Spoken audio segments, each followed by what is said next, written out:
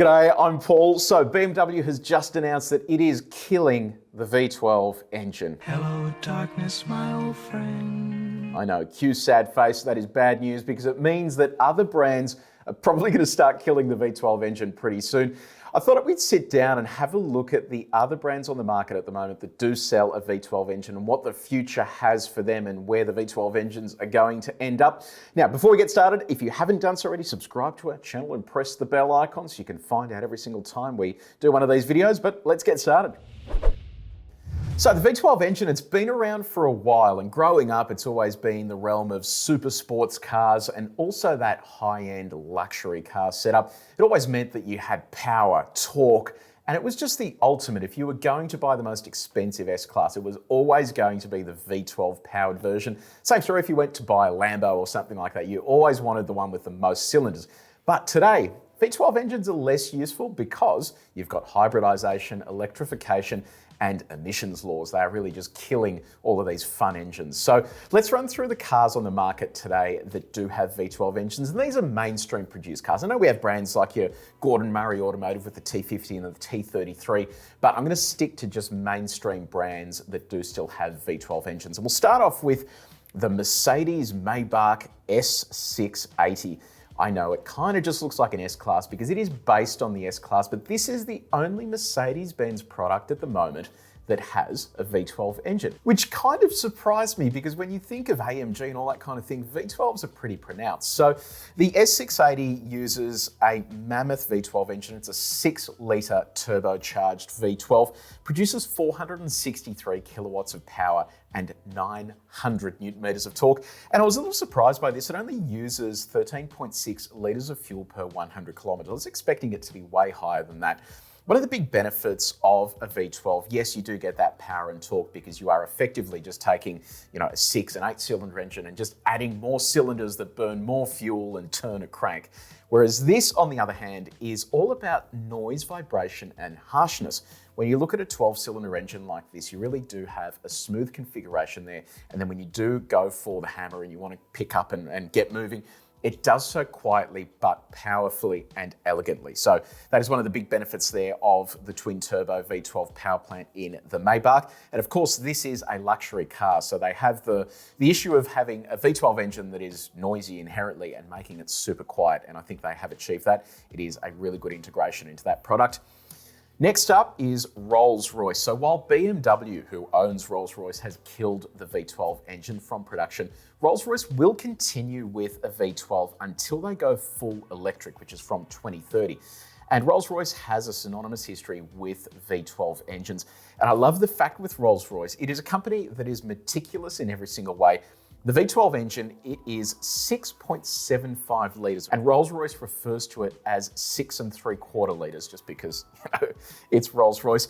It also produces a mammoth amount of power, 441 kilowatts of power and 900 newton meters of torque. The most interesting part is it produces that 900 newton meters of torque from the twin-turbo V12 at just 1700 RPM. That is a really low figure, and it does show you that you have inherent torque from the 12-cylinder engine that is simply backed up then by turbochargers. And just like that Mercedes Maybach, these have to be dead silent. And you can kind of see here that brands like Rolls-Royce, Bentley, Mercedes-Benz, when they move to an electric platform, it kind of fits the brief where you need it to be quiet because they want these V12s to be quiet, unlike supercars where they want them to be loud. So these are brands that will benefit from electrification in the sense that they'll be quick, but also quiet. Another one of my personal favorites, Bentley, and they do things a little bit differently. Instead of doing a traditional V12, which is a 12-cylinder engine in a V formation, they do what's called a W12. Now, a W12 is slightly different to a standard V12 setup. What they've done is effectively taken two of Volkswagen's famous VR6 6-cylinder engines and arranged them in an offset configuration. Now, what that means is instead of them all being lined up next to each other, they're split into an offset design as they go down that bank. One of the big benefits of this arrangement is packaging. You're able to push the engine further towards the cabin, which improves your weight distribution. You've got more room at the front of the car. It really just has a lot of benefits. Cooling is a little harder because everything is closer together, but they do have improvements in handling and performance in comparison to a vehicle that has a standard V12 setup. It also has a fairly unique sound. We had a chance to test the Continental GT with the W12, and this is what it sounded like. It is a seriously cool engine.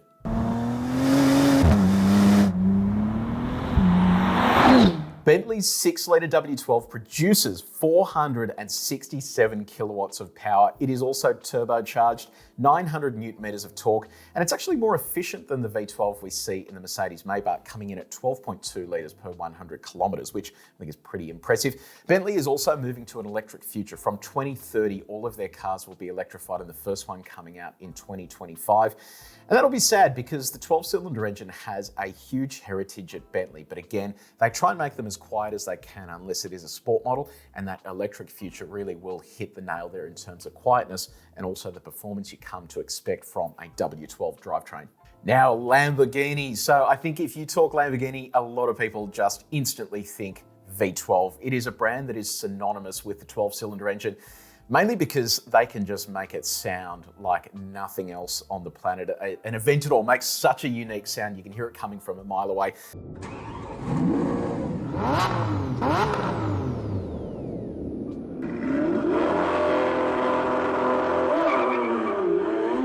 And in this application, they've really gone to town on extracting as much as they can from that V12 engine.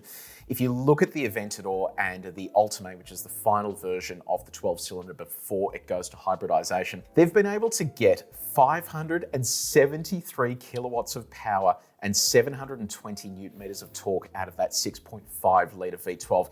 Now you might be thinking to yourself, why does it not produce as much torque as the Bentley or the Mercedes Maybach as an example? And that's because it's naturally aspirated, it's not turbocharged. So that gives them the ability to have lots of power, but not as much torque. But it doesn't make the car any slower. These things are absolute missiles. We do know that Lamborghini is moving towards a hybrid future, but they have committed to the next generation of the Aventador still featuring a V12 engine. So it'll have a V12 plus some form of hybridization.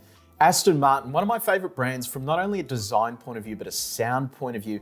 I remember the previous generation V8 Vantage, it sounded absolutely incredible, and they've continued that through to their latest cars. I know the V8 is shared with Mercedes-Benz, but the V12 is unique to this, and it's a 5.2 litre turbocharged V12, and they use that in the DB11 AMR and the DBS Superleggera. And that produces 533 kilowatts of power and 900 newton meters in the DBS, while the DB11 AMR is slightly less at 470 kilowatts and 700 newton meters. Both of them sound really impressive. Once you get up them, the noise that comes out of them just gives you tingles. It is such a cool setup.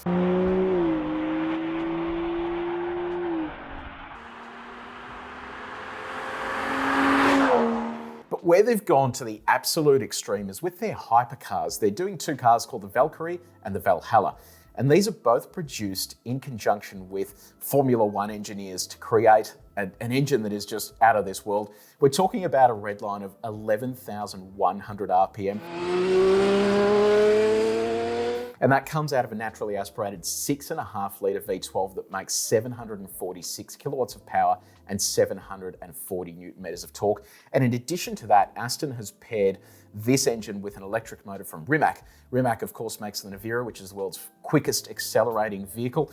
And that basically puts the system output up to 865 kilowatts of power. So these things are going to be absolutely mental when they finally hit the road. And I think when you do see one of them on the road, which will probably be rare given they're producing barely any of them, you are going to snap your head turning around to look at it, and then hearing it, I think will just be another experience altogether.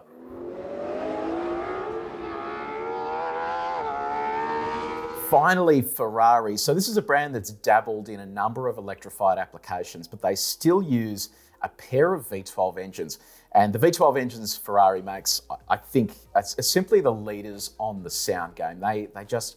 The exhaust system that Ferrari puts together in their cars is next level, especially their non-turbocharged cars. And here in the final set of V12s they're doing before they go to hybridization, I think they've really nailed it in terms of this application. There are two cars in the Ferrari stable at the moment that still use V12 engines. So one is the 812 Competizione. I know I'm probably pronouncing that wrong. And that's a naturally aspirated 6.5 litre V12. That screams all the way out to 9,250 RPM, 610 kilowatts of power, and 692 Newton meters of torque. It'll do over 340 kilometers an hour.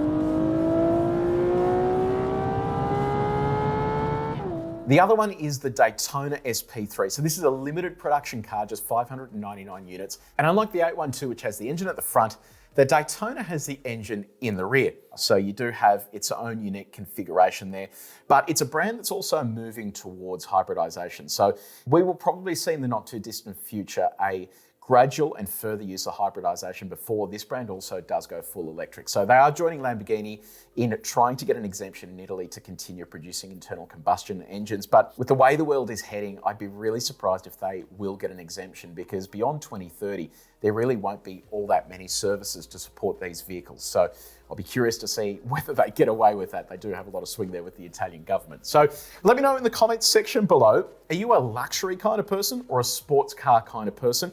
And what do you think about the end of the V12 engine? I think now that BMW is doing it, the rest of these manufacturers will gradually signal their way to the end of V12 production. And look, personally, it makes me sad because I grew up with the V12 engine being the pinnacle, the halo. And now it is one of the things that is very hard to find in a mainstream production car today. So if you did enjoy this video, please make sure you share it with your mates. And if you haven't done so already, subscribe to our channel and press the bell icon. But until next time, take it easy.